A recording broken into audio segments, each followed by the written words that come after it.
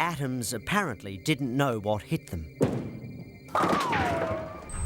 Speed mad on account of the Big Bang, all they ever did was collide, a bit of pushing and pulling, and electrical vibrating.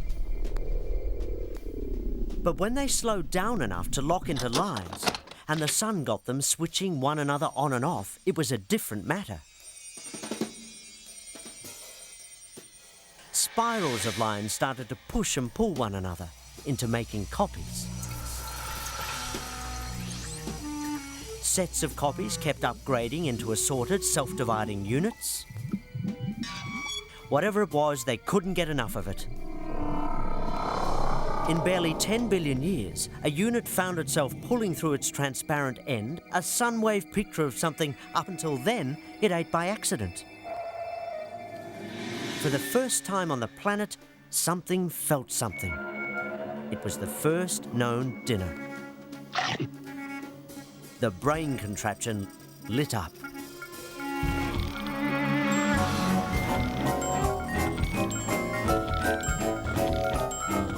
Having started the feeling business, the brain machine never looked back. Well, it did in a way.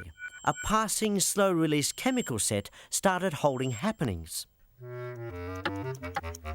It made copies of what it had just felt. This then and now unit soon upgraded to a trial-and-error fast-learning loop.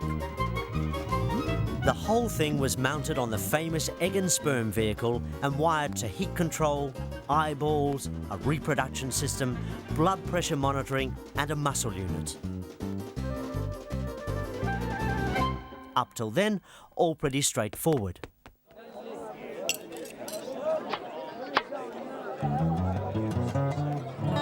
Then a strange thing happened. While the brain machine was in downtime, it continued silent switching. Copies kept looping about at random.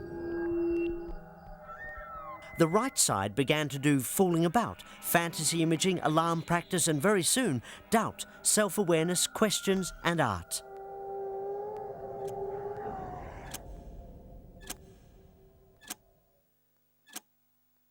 So everybody's left side became the working things out unit, and their right side an imagination bag for wondering why it should bother.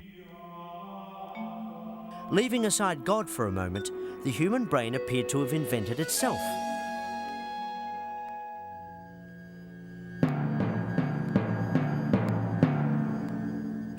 Consciousness happened, followed quickly by conscience.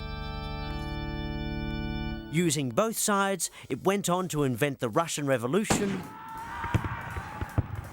the gearbox, Hamlet, but look the morning russet mantle of yon high eastward hill, exciting panel games, and B flat.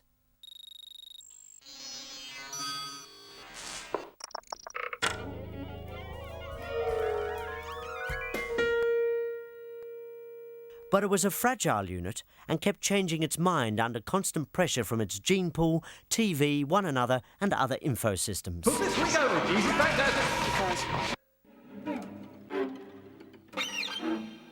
To clear blockages in the apparatus, various chemicals were applied.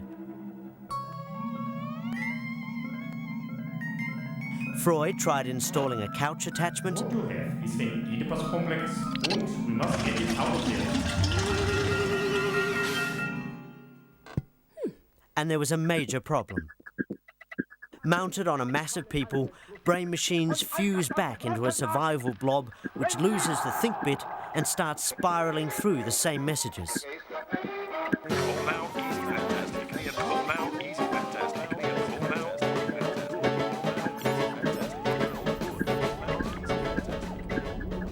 At the moment, the right side has lost feeling, and the mechanical side is entangled in its own electronic loop inventions. With the imagination bag still intact, it can probably think its way out. God willing.